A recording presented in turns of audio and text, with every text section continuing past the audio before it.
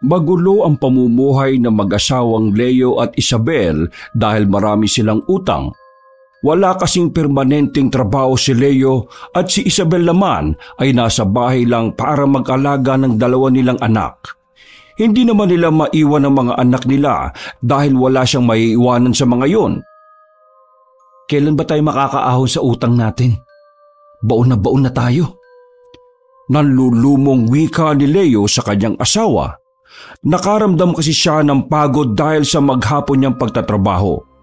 Halos maiyak na ang babae habang pinakikinggan ng kanyang asawa. Naaalala kasi niya ang mga gastusin na dinagdagan pa ng mga bayarin nilang dalawa. Kung may permanenteng trabaho ka sana, hindi sana tayo mababaon sa utang at makakapagbayad tayo. Tugon ni Isabel sa kanya. Nakaramdam ng inis si Leo dahil sa sinabi ng kanyang asawa.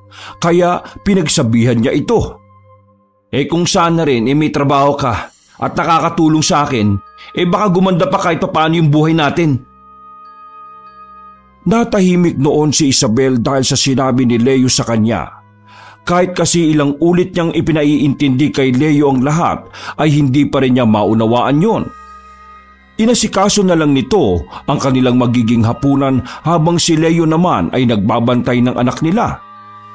Nang mailuto na ni Isabel ang kanilang hapunan, ay niyaya na nito si Leo at ang mga anak nila na kumain. Habang kumakain ay nag-usap naman silang mag-asawa tungkol sa plano nila kung paano mababayaran ang mga natitira nilang utang. Hanggang sa napunta ang kanilang usapan sa pag-uwi sa probinsya ng mga magulang ni Leo para doon na lang magsimula ng panibagong buhay. Nagdalawang isip si Leo ng mga panahong yon dahil hindi niya alam kung paano niya hahanapin ang kanyang ama. Hindi pa kasi sila talaga nag-uusap nito simula nang mamatay ang kanyang ina. Hindi alam ni Leo pero ang itay nito ang sinisisi niya kung bakit namatay ang ina nito. Naisip kasi ni Leo na ang pagiging ganid sa bisyo ng kanyang ama ang pumatay sa ina nito noong may pera pa ang kanilang pamilya. Tatakbuhan natin mga nautangan natin rito. Hindi naman tama yun. Sabi ni Leo kay Isabel. Napailing din ito sa nais mangyari ng kanyang asawa. Hindi naman sa ganon. Iniisip ko lang naman ang ating mga anak at ang kanilang kinabukasan. Paano kung sugurin tayo ng mga pinagkakautangan natin dito at madamay ang ating mga anak? Napaisip naman si Leo sa sinabi ng kanyang asawa. Napatingin pa siya sa kanilang mga anak na nooy halos kita na ang buto sa bandang balikat dahil sa kapayatan. Labag man sa loob ni Leo na gawin ang pagtakas sa kanilang mga utang ay wala na rin siyang nagawa pang ibang paraan dahil ayaw niya ring masaktan ang kanilang mga anak kung sakaling ang sugurin sila ng kanilang pinagkakautangan. Nang mga sumunod nga na araw ay umalis na sina Leo at Isabel sa kanilang tinitirhan. Wala silang pinagsabihan kahit isang kapitbahay nila. Isinagawa rin nila ang kanilang pag-alis ng madaling araw kung saan ang lahat ng tao sa kanilang paligid ay mahimbing pang natutulog. Nagtagumpay rin naman silang gawin yon at nakarating sila sa probinsya ng mga magulang ni Leo. Leo anak, mabuti naman at naisipan yung dumalaw rito sa akin. Bungad kaagad ng ama ni Leo na si Mang Semyo. Natuwa siya nang makita niya sa labas ng kanilang bahay ang kanyang anak. Napayakap naman sa kanyang ama si Leo dahil matagal na rin nang huli niyang makita ito, simula nang mamatay ang kanyang ina noon. Patawad, tay. Sambit ni Leo kaya niyakap siya ng kanyang ama ng mahigpit bilang ganti sa pagyapos nito sa kanya. Pasok na kayo sa bahay. Yan na ba ang aking apo? Ang laki na pala niya. Parang kailan lang. Dagdag na sabi pa ng ama ni Leo at nilapitan ng kanyang mga apo. Sinabihan sila ni Leo na magmano sa kanilang lolo at walang pagdadalawang isip namang ginawa yon ng mga bata. Pumasok silang apat sa bahay ni Mang Semyo at doon na ipinagpatuloy ang kanilang pag-uusap. Hinayaan na lang nilang maglaro ang mga bata sa labas habang sina Leo, Isabel at Mang Semyo ay masinsinang nagpalitan ng diskurso tungkol sa mga bagay-bagay.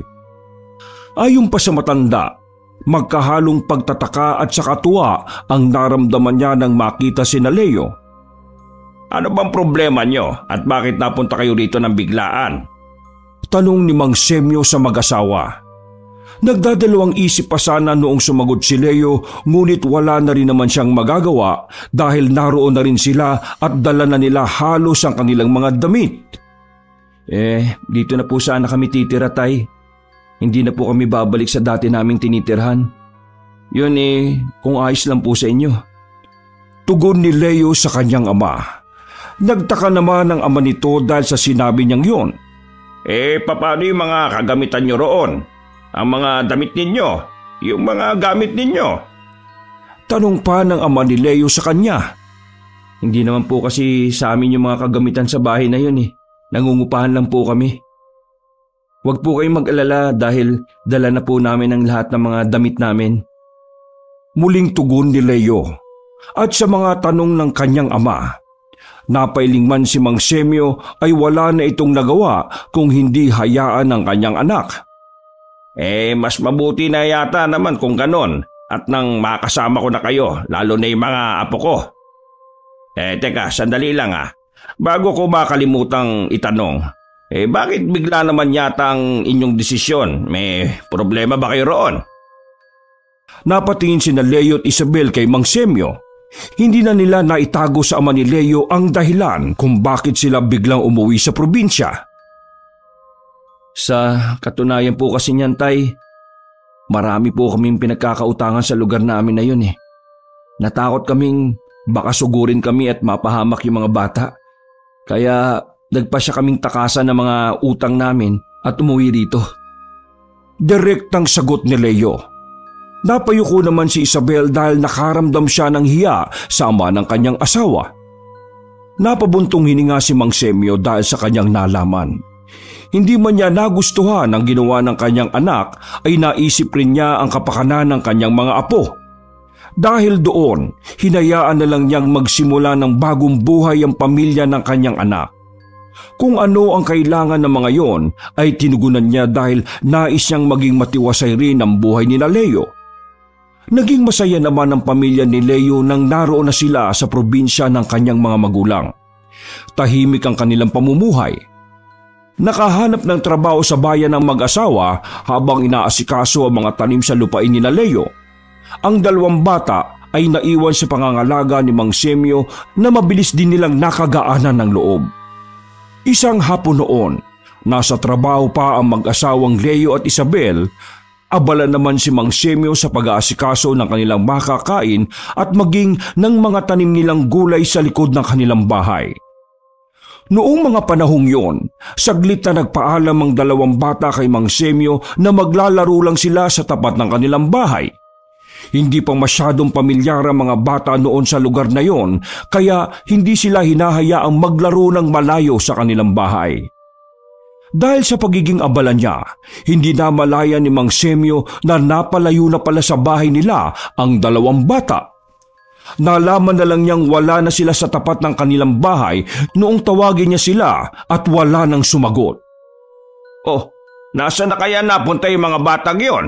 Sinabihan ko na silang sa harap lang ng bahay maglaro Ilang beses pa niyang tinawag ang mga bata, ngunit wala ni isang sumagot sa kanila.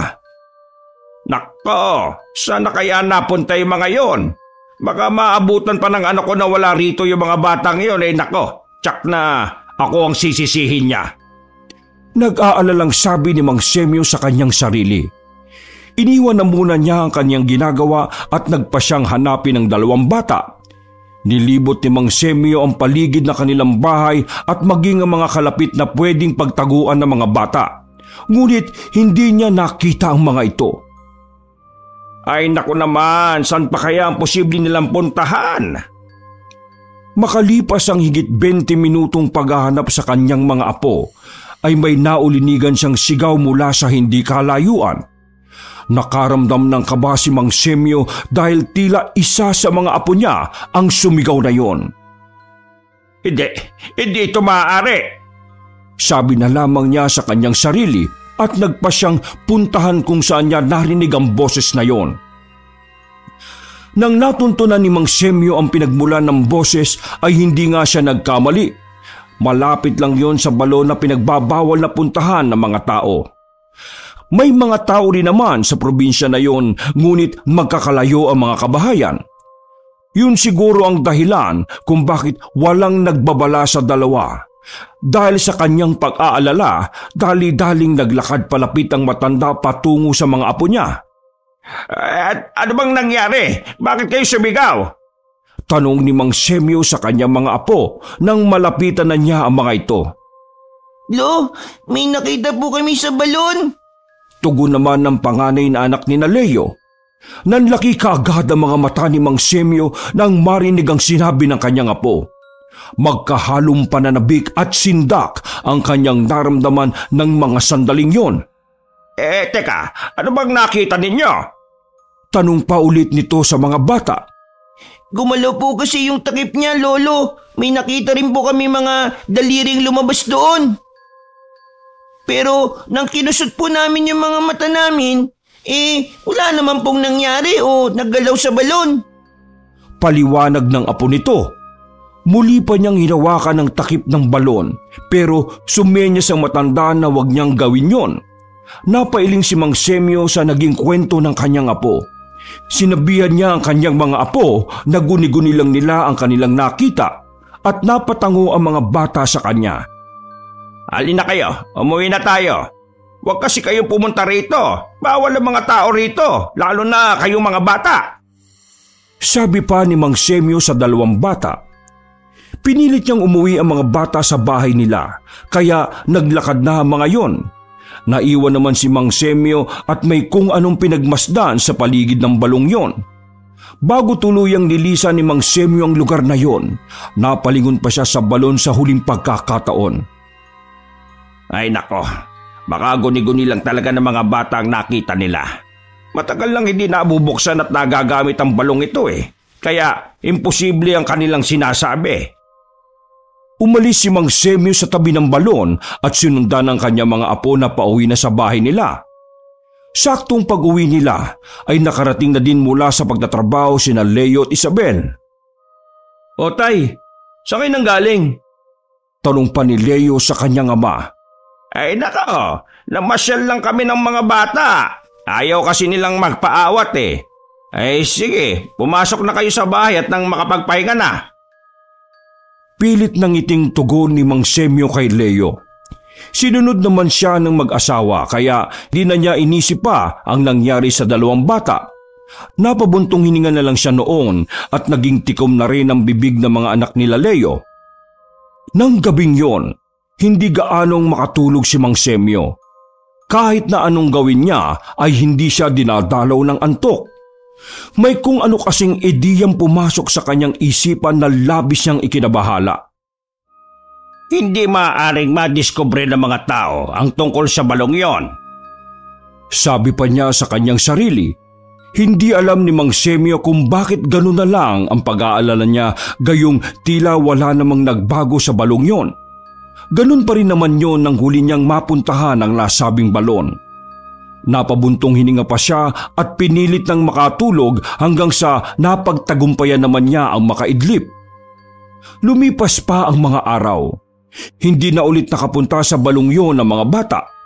Binantayan na rin kasi ng maigi ni Mang Semyo ang kanyang mga apo upang hindi na sila muling mapapagawi roon. Kahit papaano, nawala sa isip ni Mang Semyo ang tungkol sa balong yon. Isang beses, dahil kapistahan ng bayan ay walang trabaho sina Leo at Isabel. Sa kadahilanang yon ay nanatili sila sa kanilang bahay upang makapagpahinga. Nagpaalam naman si Mang Semyo na pupuntang bayan dahil makikita sila ng kanyang dating kaibigan sa bahay ng isa sa kanilang barkada. Sige po tay, mag-ingat po kayo. Sabi ni Leo sa kanyang ama. Napatango na lang si Mang Semyo at nagpasyang umalis na ng kanilang bahay. Subalit makalipas ang ilang minuto ay biglang bumalik ito. Leo, bantayan niyong mabuti mga bata ha! At huwag niyong hahayaang makalayo kapag naglaro. Baka kung may mangyaring masama sa kanila, lalo na kung mapapadpad sa... Hindi na natapos ni Mang Semyo ang kanyang sasabihin at nagpaalam na lang kina Leo. Natigilan siya dahil may ayaw siyang maungkat na nangyari noong nakaraan. Sige na, mauna na ako. Basta, bantayan nyo ng maigi ang mga anak nyo, ha? Pagkatapos niyang sabihin ng mga katagang yon, ay tuluyan na nga siyang umalis. Nagtaka man si Leo dahil sa itinura ng kanyang ama, ngunit hindi na siya nag-isip pa tungkol doon. Nagkaroon ng kutob si Leo. Tungkol sa ikinababahala ng kanyang ama. Pero pilit niyang iwinaksiyon sa kanyang isipan. Nang araw ring yon, nasa bahay lang sina Leo at maging ang mga bata. Mga bandang hapon at hindi na gaanong mainit ang paligid ay nagpaalam ang mga anak nila na maglalaro lang ang mga ito. Pinayagan naman ni Leo ang mga bata habang sila Isabel naman ay nasa loob ng bahay nila at abala sa kanilang ginagawa. Huwag kayong lalayo ha, at baka mapano kayo. Sabi pa ni Leo sa dalawang anak niya na tinanguan naman ng mga ito. Naging kampante naman silang mag-asawa na hindi lalayo ang kanilang mga anak. Batid nila kasing mga masunuri na mga yon sa mga nakatatanda sa kanila. Makalipas ang isang oras noon ay nagpasya si Leo na hanapin ang dalawang bata. Tinawag niya ang mga yon. Subalit, napakunot noon na lang siya dahil hindi man lang sumagot ang kanyang mga anak. Oh, nasa naman kaya yung mga batang yun? Sinabihan na nga silang wag lalayo eh. Baka nawili sila sa paglalaro at hindi nila namalayang nakalayo na sila. Saad pa niya sa kanyang sarili at sinubukang hanapin sa paligid ng bahay nila ang dalawang anak. Nang hindi makita ni Leo ay napaisip siya kung saan pwedeng pumunta ang mga bata. Wala siyang mahinuha na maaring puntahan ng mga ito. Kaya nagdesisyon siyang hanapin na lang sa mas malayo. Naglakad si Leo palayo noon sa kanilang bahay upang hanapin ang mga bata at sa kalagitnaan ng kanyang paglalakad ay may naulinigan siyang mga boses. Mga anak ko yun Sabi pa niya sa kanyang sarili at sinundan kung saan nagmumula ang mga boses ng mga bata. Habang humahakbang, kinikilabutan ng lalaki sa hindi naman niya matukoy na dahilan. Nang matuntunayon ni Leo ay nakita niya ang kanyang mga anak na nakatayo malapit sa balon. Hindi na muna niya nilapitan ang mga ito at hinintay ang mga susunod na mangyayari. Ilang sandali pa ang nakalipas, ngunit wala pa ring nangyayaring kakaiba. Kaya nagpasya na si Leo na lumabas sa pinagtataguan niya upang puntahan sana ang mga anak niya. Ilang hakbang pa lang ang nagagawa ni Leo nang matigilan siya at napabalik sa kanyang pinanggalingan dahil nakita niyang tila gumalaw ang takip ng balon na animoy may kung anong puwersa ang tumutulak rito para bumukas. Minasdan ni Leo ang mga susunod na mangyayari lalo na at tuluyang nabuksan ang balon. Walang ano-ano ay lumapit ang dalawang anak ni Leo roon upang tingnan ang balon. Labis na nagtaka ang lalaki dahil parang walang takot ang mga anak niya, gayong kinikilabutan na siya ng mga panahong yon. Gusto mang lapitan ni Leo ang kanyang mga anak, ngunit hindi niya nagawa.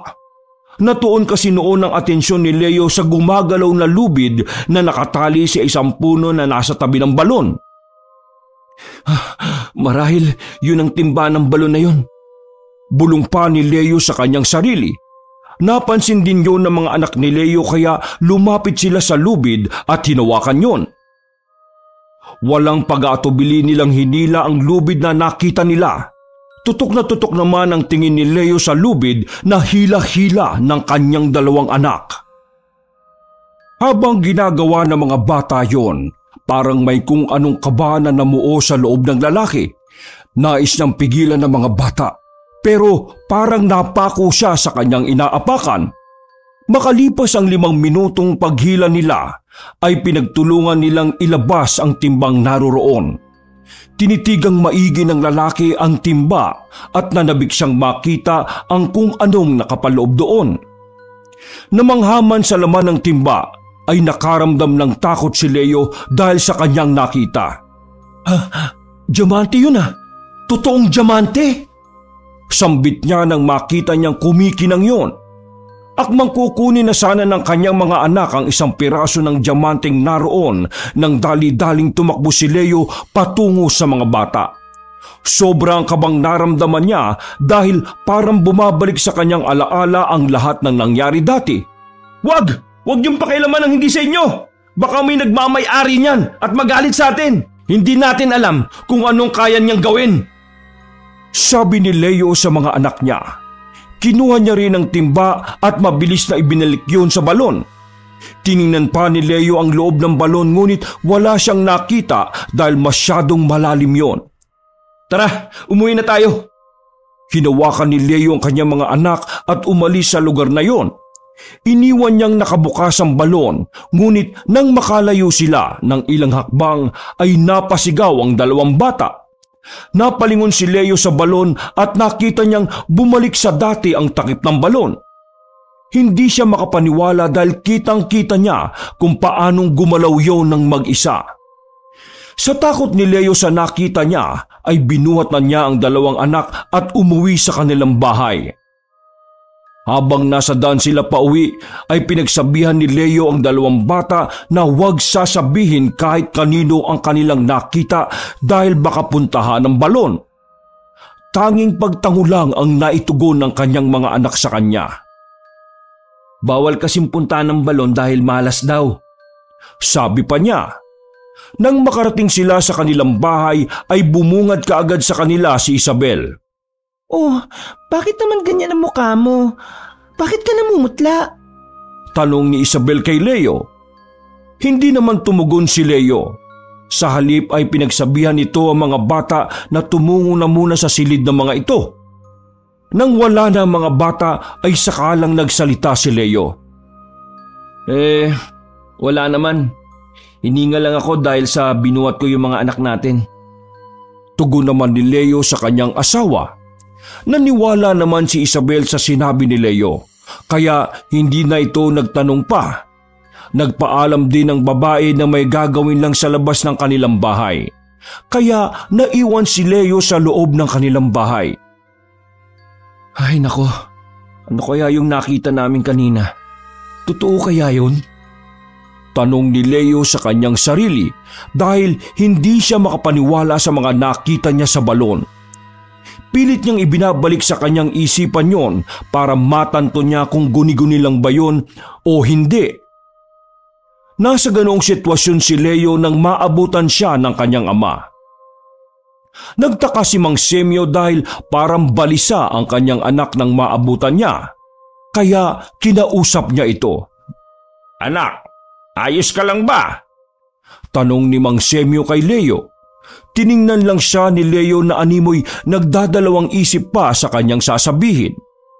Makalipas ang ilang minutong katahimikan sa pagitan nila ay nagsalita na rin si Leo. Tay, ang balon. Anong lihim ng balon? Bakit parang may kakaiba roon? Direktang tanong ni Leo sa kanyang ama.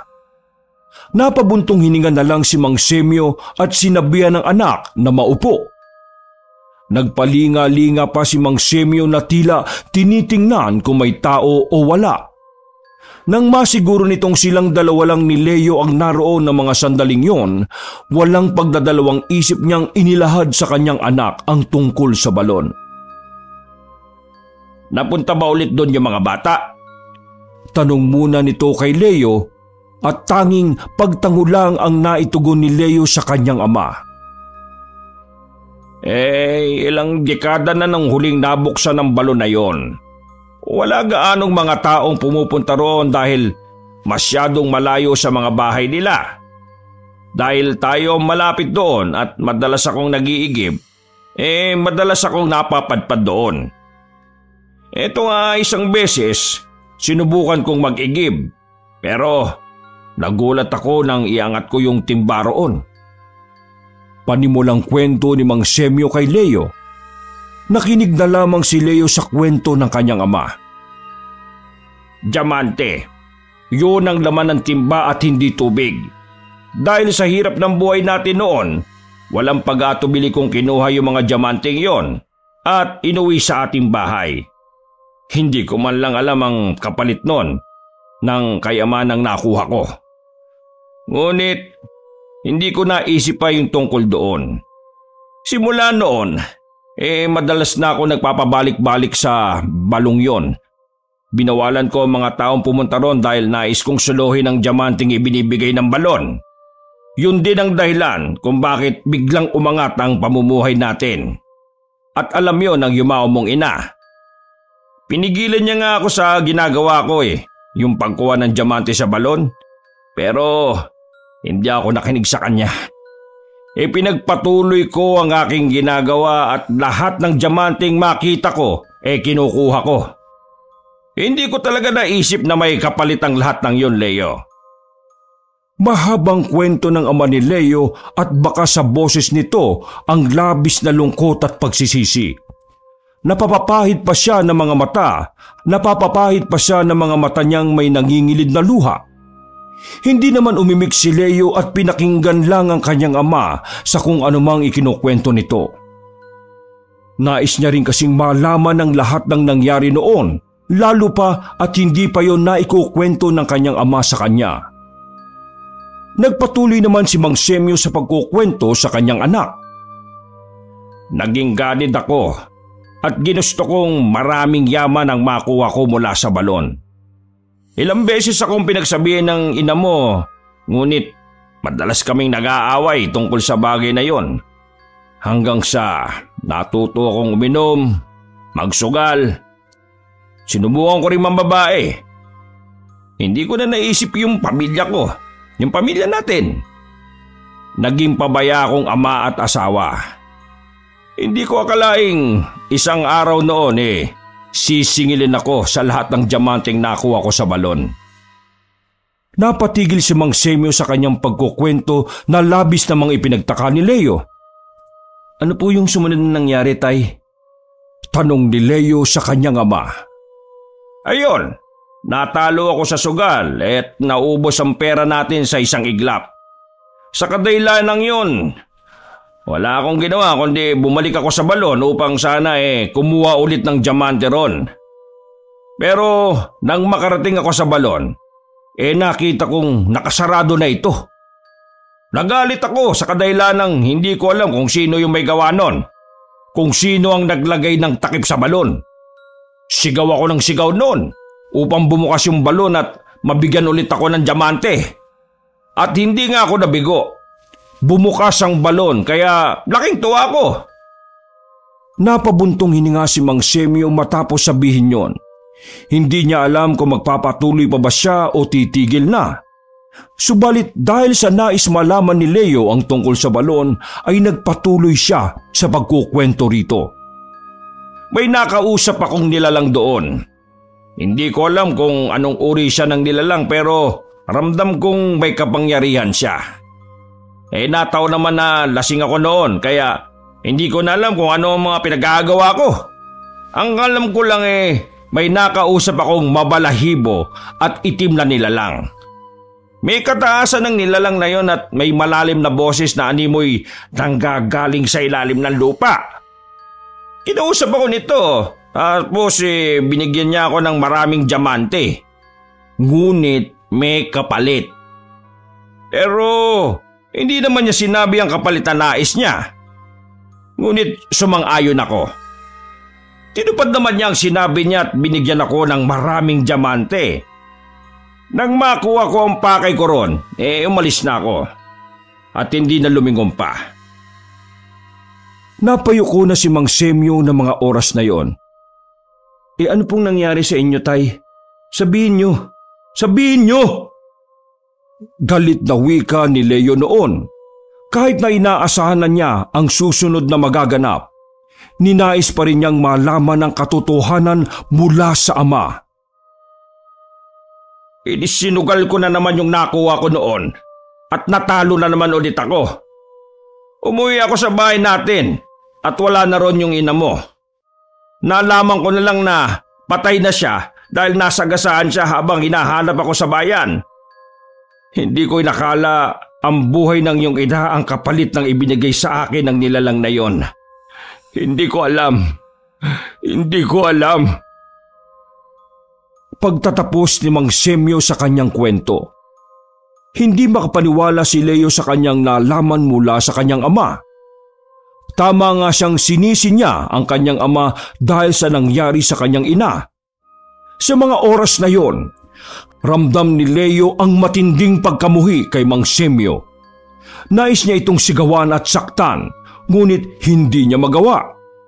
Naisip niyang kahit anong sisi niya sa kanyang ama, ay hindi na rin niya maibabalik pa ang buhay ng kanyang ina. Pero bakit nangyayari yun sa mga anak ko? Tay, anong gagawin ko? Nakita ko kasing bumukas yung takip ng balon nang lumapit sila ron. Parang nangiimbita ng kung anumang naroroon. Sabi ni Leo sa kanyang ama. Nangyari na yan isang beses nang wala kayo rito. Pero hindi naman bumukas noon yung balon dahil napuntahan ko kagad yung mga bata. Ang tanging nakita lang nila ay yung kamay ng nilalang. Isa lang ang ibig sabihin noon. Nais kayong tulungan ng nilalang na yon. Wika ni Mang Semyo. Tulong? At anong kapalit? Buhay ng asawa ko, ng anak ko? Galit na tanong ni Leo sa kanyang ama. Napailing naman si Mang Semyo at nagsalita. Hindi ko alam, anak. Pero batid kong hindi gano'n ang mangyayari. Sabi pa nito. Napatawa naman ng mahina si Leo at pinagsabihan ng kanyang ama na wag nang bilugin ang ulo nito dahil baka diamante lang ulit ang habol nito at wala nang pakialam sa buhay na kapalit nun. Iniwan na lamang ni Leo si Mang Semyo at umalis ito. Hindi na hinabol ni Mang Semyo ang anak nito at hinayaan na lang siya. Saktong natapos ang kanilang pag-uusap nang lumapit ang kanyang mga apo sa kanya. Niyakap niya ang mga apo ng maigpit at nagwika. Hindi na ulit mangyayari yon. Kung may mawawala mang kapalit ng mga diamante, ako yon at wala ng iba. Hindi ako papayag na may masaktan sa inyo. Mahal ko kayo. Mahal na mahal ko kayo. Sabi nito sa kanyang sarili at nang gabinding yon, hindi natulog si Mang Semyo. Hinintay niyang makatulog ang mga kasama niya sa bahay at nang tulog na ang mga ito, lumabas siya para tumungo sa balon. Hindi siya nag-alangan sa kung anumang gagawin niya. Nang naroon na siya, ay walang pagdadalawang isip siyang nagsisisigaw roon. Kahit na may mabulabog mang tulog o baka walang tutugon sa kanya, hindi niya yon inisip. Iisa lang kasi ang pakay niya kung bakit siya tumungo roon. Kung tutulungan mo man ang aking anak, buhay ko na lang ang kunin mo bilang kapalit. Matanda na ako at wala nang magagawa sa mundong ito. Kahit sa ganitong bagay man lang ay makatulong ako at makabawi ako sa mga kasalanang nagawa ko sa anak ko. Isa pa, sawa na rin ako sa buhay ko. Kung naririnig mo man ako, dinggin mo ang aking hinaing. Sigaw ni Mang Semyo. Kahit na walang tumutugon sa kanya, ay hindi niya tinigilan ng pagsigaw hanggang sa nagpasya siyang umuwi na lang. Hindi na siya natulog ng gabing yon at naghintay na lang na mag-umaga. Hindi man siya siguradong pakikinggan siya ng nilalang sa balon, pero nanatiling may pag-asa si Mang Semyo. Ito na lang ang paraan ko para makabawi sa kanya. Mangiyak-ngiyak na sambit niya sa kanyang sarili. Hindi na rin niya inasahang mapapatawad siya ng kanyang anak. Kinabukasan, may trabaho na ang mag-asawa. Kaya naiwan kay Mang Semyo ang mga bata. Inabala naman ni Mang Semyo ang kanyang sarili sa pag-aasikaso ng mga pananim nila at hindi na inisip ang tungkol sa diamante at balon. Hindi na niya namalayan pang nakalayo na ang mga bata dahil sa kanilang paglalaro. Mga bandang tanghalian na nang matanto niyang wala na roon ang mga apo niya. Agad na nakaramdam ng kaba si Mang Semyo. May kutob kasi siya kung saan niya matatagpuan ang mga bata. Hindi na siya naghanap pa sa paligid at dumiretso na lang siya sa balon kung saan siya nakakuha dati ng diamante. Hindi nga siya nagkamali dahil naroon lang ang mga apo niya. Tuwang-tuwa ang mga ito habang hinihila ang lubid ng timba. Sige ba, bilisan natin at nang malaman natin kung ano ang laman nito. Sabi pa ng isa sa mga bata.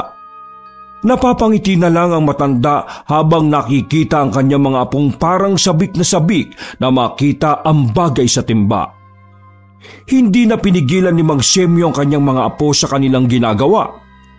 Hinayaan niya ang mga bata roon at umuwi siya sa kanilang bahay habang nakangiti. Ipinagpatuloy niya ang kanyang ginagawa hanggang sa nakauwi noon sina Leo. Nang hanapin ni Leo ang kanyang mga anak ay agad nitong nahinuha na wala ang mga bata sa bahay nila. Kinabahan si Leo at dali-daling napatakbo patungo sa balon. Doon niya nakita ang kanyang mga anak na masayang hinihila ang timba. Nagulat si Leo dahil maraming diamante na ang nakuha ng mga bata. Kaagad ding nagsarado noon ang balon na animoy ayaw na ibalik ang mga diamanting yon. Wala nang nagawa noon si Leo kung hindi ang iuwi ang mga diamanting nakuha nila. Sobra kasi ang pananabik niya ng mga sandaling yon. Nagulat man si Isabel, ngunit tinulungan na lang niya ang kanyang asawa. Nang makuha nila ang lahat ay narinig nilang nagsalita si Mang Semyo. Huwag kayong mag-alala. Walang mawawala sa inyo bilang kapalit na mga yan. Nakangiting wika nito. Nagtaka si Leo dahil doon, subalit hindi niya pinansin ang kanyang ama. Lumipas sa mga araw at hindi na nga bumukas noon ang balon tuwing pinupuntahan niyo ni Leo. Hindi rin nila ginagalaw ang diamanteng nakuha nila sa takot na baka may masamang mangyari sa kanila. Hanggang sa isang araw, nagulat na lang si Leo nang tawagin niya ang kanyang ama at hindi man lang ito lumabas ng silid niya. Pinuntahan ito ni Leo ngunit nanlumo na lamang siya nang makita nito si Mang Semyo na wala ng buhay habang nakadilat pa ang mga mata. Noon din ay naisip niyang baka buhay ng kanyang ama ang kapalit ng mga diamanting yon. Wala na silang nagawa kung hindi ang gamitin ng diamanting yon para makapagsimula ng bago nilang buhay na malayo roon.